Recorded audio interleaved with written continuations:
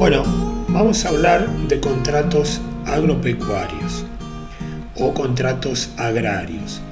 Los contratos agrarios regulan las relaciones jurídicas que nacen en las necesidades reales que tienen los productores agropecuarios, de productores que necesitan lugar para producir pero no lo tienen,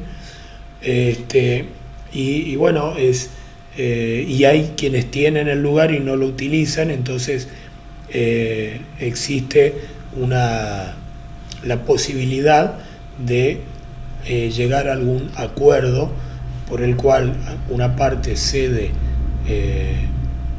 todo o parte de una propiedad a otro que va a hacer una actividad, ya sea agrícola o pecuaria. Estos contratos, para que tengan validez legal, tienen la intervención de jueces, y los jueces, para atender estos contratos, tienen en cuenta, por un lado, la legislación, por otro lado, las costumbres y también los usos, lo que denominaríamos como usos y costumbres. Y las normas, o sea, la legislación agraria le da un valor muy especial a los usos y costumbres, que hacen que estos contratos tengan una clasificación especial.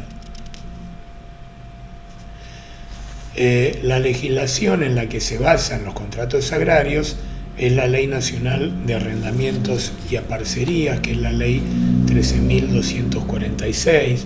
Es una ley viejita, sancionada en el año 48, y es la que inaugura en Argentina la legislación agraria. Tiene una característica, que es que se aparta.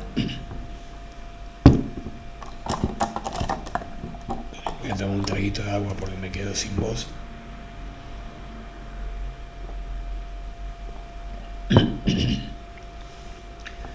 Tiene una característica particular, que es que se aparta de las normas del Código Civil y se concentra en la protección y resguardo de la producción y de la familia agraria.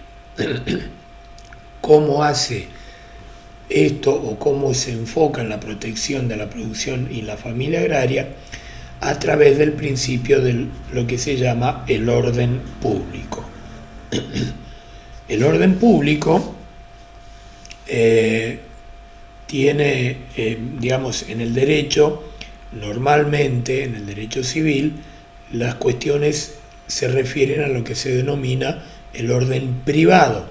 El orden privado se basa en la voluntad de las partes, es decir, nos ponemos de acuerdo o se ponen de acuerdo las dos partes y pueden establecer lo que consideren que tienen que establecer.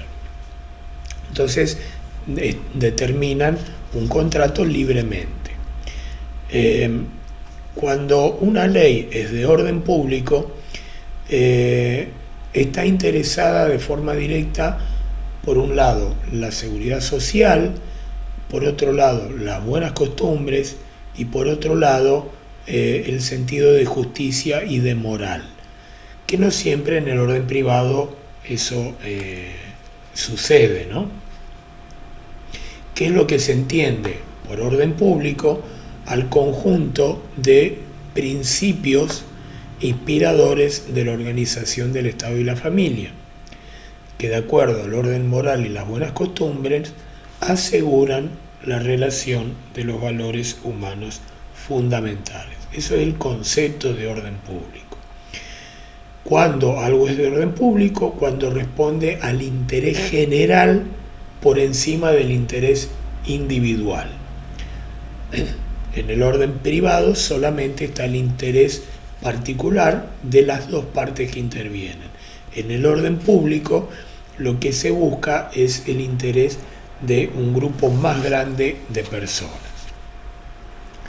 Y eso hace que estas leyes de orden público tengan una característica particular, que son irrenunciables y que son imperativas, mientras que las de orden privado son renunciables, permisivas y le dan a las partes la posibilidad de apartarse de lo que establecieron y reemplazarlo por otra cosa, ¿sí? Siempre y cuando estén de acuerdo, ¿no? En cambio, lo de orden público, uno no puede renunciar a los beneficios de una ley de orden público y además es obligatorio que las cosas sean como la ley lo establece.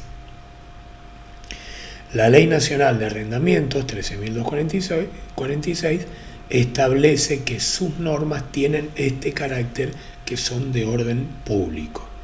Entonces, el Estado garantiza de ese modo todos los principios comprometidos con el bienestar general, la defensa de la familia agropecuaria, la empresa familiar y la producción. Eso está por encima del interés privado.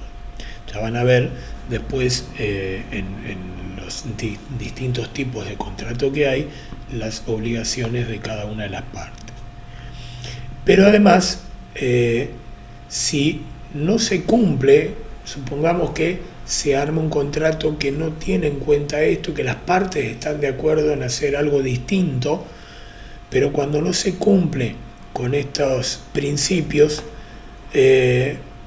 ese contrato, los beneficios, los preceptos de la ley de orden público, que son irrenunciables, los beneficios, y son nulos y carentes de todo valor cualquier cláusula o pacto que esté contrario a lo que dice la ley o que den lugar a que se suponga que se pusieron de acuerdo para sortear alguna cuestión que establece la ley, lo que sería fraude a la ley, ¿no? Entonces pierde completamente valor cualquier tipo de contrato que se haya firmado cuando se descubre que no está respetando este principio. Bueno, dentro de los contratos agrarios, uno de los más comunes es el arrendamiento rural. El arrendamiento rural es un contrato en el cual una de las partes le da a la otra parte el uso y goce de un predio, obviamente ubicado fuera de la planta urbana, con un destino específico que es la explotación agropecuaria, sin necesidad de discriminar qué es lo que va a hacer, cualquiera de sus formas. Es decir, una persona le alquila su campo o parte de su campo a otra persona para que lo trabaje y haga producción de cualquier tipo. La otra parte se obliga a pagar un precio en dinero, es decir, es un alquiler, ¿no? Está pagando un precio efectivo en dinero. Es el contrato agrario más importante que hay en la Argentina. Es una modalidad simple y práctica de ordenar el uso de la tierra, porque no es necesario ser dueño de la tierra para llevar adelante una explotación agropecuaria. El año pasado, supongo que ya no se acordarán, pero habíamos dicho que cuando hablamos del concepto de empresa agropecuaria, habíamos dicho que no era imprescindible ser dueño de la tierra. De hecho, la mitad de las explotaciones agropecuarias se realizan en nuestro país sobre campos que están arrendados, así que miren la importancia que tiene este tipo de contrato. Hablando mal y pronto, es lo que se conoce como tierra por plata.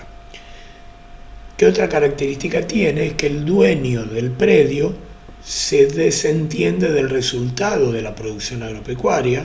Él va a cobrar el arrendamiento y el que produce es el que corre con el riesgo, ¿no? Se desentiende de los resultados y de los problemas que tenga la producción y cobra un monto establecido que es fijo. ¿Qué obligaciones tiene quien alquila el predio, obviamente entregar el predio, tiene que contribuir al control de plagas y malezas. Acá ambas partes colaboran de igual manera en un 50%. Tiene la obligación de cobrar el precio establecido, y esto viene de muchos años atrás,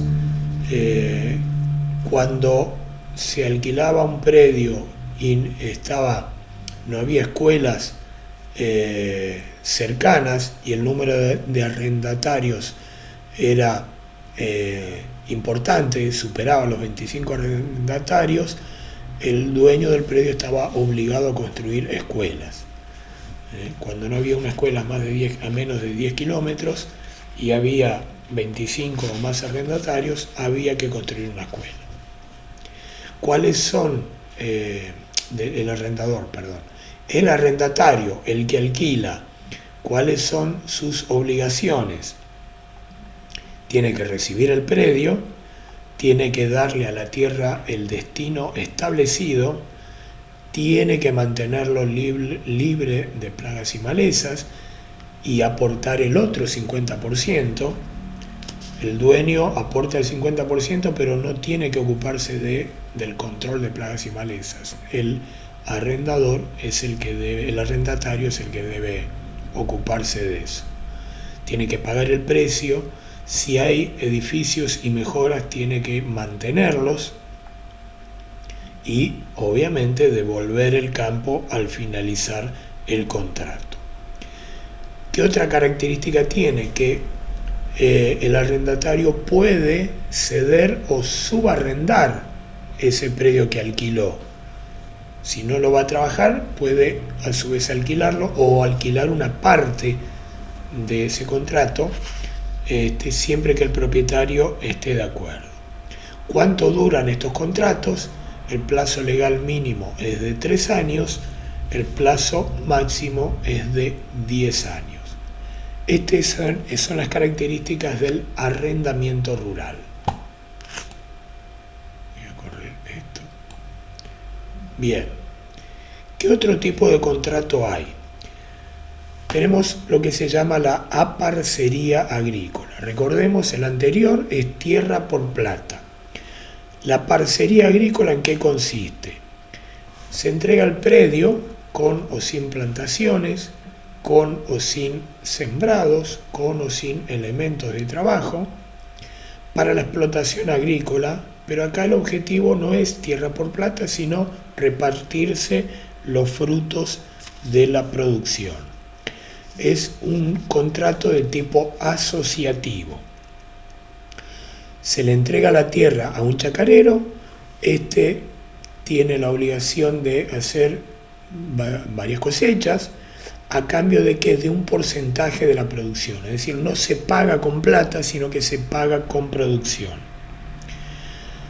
Esto se utiliza cuando hay campos de neta producción agrícola, donde se trabaja con cultivos rotativos, técnicas modernas de producción, de manera que haya una producción continuada y de buen rendimiento. Entonces es buen negocio para las dos partes. El plazo mínimo también es de 3 años, no puede ser menor. Todos estos contratos no pueden durar menos de 3 años. ¿Por qué? Por una cuestión de orden público. Acá es donde interviene el orden público. El dueño no puede rescindir el contrato antes del tiempo establecido, porque los ciclos productivos son ciclos largos, normalmente de 1 año, y entre que se toma posesión del predio, se inician las tareas, se hacen inversiones, tiene que haber un periodo de tiempo mínimo razonable para que quien alquila pueda recuperar la inversión que hizo. Por eso interviene acá el orden público. Uno en un contrato de alquiler de la casa la puede rescindir tanto el dueño como el inquilino. En este caso no se puede. Y el plazo máximo es de 10 años. ¿Qué pasa si se muere o si el dueño o si el predio se vende?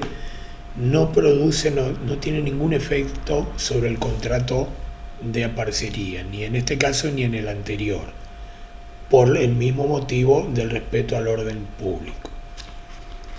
Entonces, aparcería agrícola es un contrato de vamos y vamos, nos repartimos los beneficios, yo pongo la tierra, vos pones el trabajo y la producción y nos repartimos los beneficios. Después tenemos otro tipo de aparcería, que es la aparcería pecuaria. Se llama aparcería pecuaria pura o simple cuando una de las partes entrega a la otra animales. Acá es un productor tiene animales pero no tiene lugar, y otro productor tiene lugar y no tiene animales. También se reparten los frutos. Entonces la parcería es vamos y vamos, nos dividimos la producción. El aparcero dador le da a la otra parte, el aparcero tomador, un grupo de vacas para que las cuide, ordene su reproducción y luego se reparten los terneros que nacen una vez que se cumple el ciclo de gestación. Entonces, una vez al año se reúnen y se reparten. Dentro de los contratos pecuarios es el más importante y es una buena opción para ambas partes. ¿Por qué? Porque el dueño del campo que no tiene animales puede hacerse de animales sin tener que invertir, y el dueño de los animales que se quedó sin campo por X problema, supongamos un invierno muy complicado, se quedó sin pasto, y también puede seguir haciendo su actividad productiva sin que le signifique un gasto de plata. ¿Qué pasa cuando los terneros ya nacieron y llega el momento del destete? Se reúnen las dos partes y van repartiéndose la producción, ya sea que uno elige uno y después elige el otro, un ternero a la vez, o se forman lotes parejos y revolean la moneda, hacen un sorteo a ver quién se queda con cada lote. Es un contrato ideal para repoblar el campo, ya que el titular puede hacerse de animales mediante la parcería y al poco tiempo va a tener hacienda propia aclimatada, lo que decíamos recién. El plazo queda librado a la voluntad de las partes, pero nunca menos de un año. ¿Por qué? Porque el ciclo de gestación y destete lleva ese tiempo. Pero puede ser más largo. ¿Cuáles son las obligaciones de quien da los animales? Obviamente dar las vacas, colaborar con los gastos de cuidado y cría si es que acordaron eso, concurrir cuando el que maneja los animales le avisa, tiene que ir al reparto de las crías. Por parte de quien toma los animales, recibirlos y cuidarlos como propio, ocupándose de los gastos de su cuidado y cría. Y además tiene que convocar a quien le dio los animales al acto de distribución y reparto de las crías, citándolo de manera fehaciente. Siempre que hablamos de algo fehaciente es telegrama colacionado, es carta documento, es una constancia, tiene que quedar una constancia registrada de que la otra persona recibió la información. No es responsable de pérdidas de hacienda que no sean responsabilidad, pero tiene que avisar que murió un animal por un motivo que no sea atribuible a negligencia, ¿no? a negligencia en su cuidado, y debe rendir cuenta de los despojos aprovechables del ganado, porque los animales no son de él los está manejando. Entonces muere un animal por una causa fortuita, tiene que avisar y le tiene que dar los restos y que se lo lleven. Bueno, obligaciones del parcero tomador: recibir los animales, cuidarlos como propios. No, esto ya lo dijimos, pero acá. Bueno, ahí termina entonces la parcería pecuaria. ¿Qué otro tipo de contrato hay? La mediería agrícola. ¿En qué consiste? Existe mediería agrícola cuando una de las partes le da a la otra un campo para que la otra parte lo cultive. Acá las dos partes aportan en forma equivalente el capital. Las dos partes soportan los gastos de la explotación. Las dos partes se ocupan de la dirección y administración del establecimiento y las dos partes se reparten la producción en partes iguales. Por eso se llama mediería, van miti en todo. Como es una modalidad de asociación muy fuerte, en general este tipo de contrato es más razonable o más factible dentro de lo que es el grupo familiar, ¿no? Plazo mínimo también son 3 años y máximo 10. La mediería pecuaria también es similar. Una parte le da a la otra, o sea, quien tiene los animales le da los animales a quien tiene el predio. También se comparten en partes iguales todos los elementos necesarios, todos los gastos, la gestión y los resultados. También es una forma muy asociativa porque van miti en todo, en los riesgos, en los gastos y en la producción. Y también se da, igual que en el caso anterior, es más razonable dentro del entorno familiar. La duración se fija de común acuerdo entre ambas partes. Son aportes similares en tierra y ganado.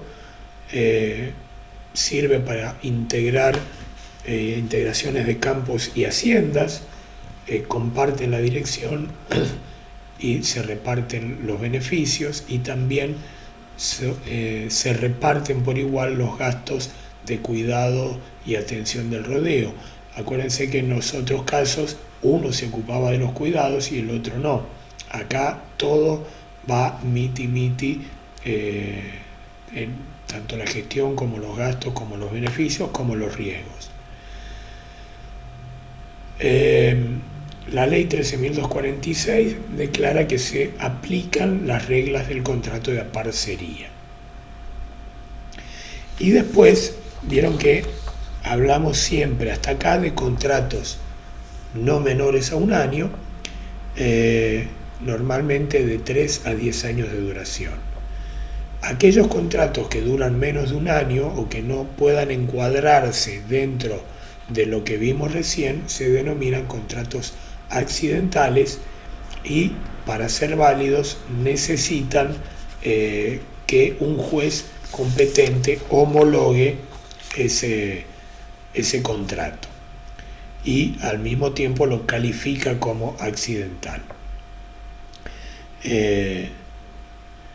¿Cuáles son contratos accidentales? Siempre son contratos menores a 1 año. Por ejemplo, el contrato de cosecha. El contrato de cosecha es cuando una de las partes le entrega a la otra un predio o una parte, un lote, para que se realice un cultivo agrícola. Los cultivos agrícolas duran entre 3 a 6 meses y pague el uso del predio por ese periodo de tiempo. Le paga una suma en dinero o le paga con una proporción de la producción.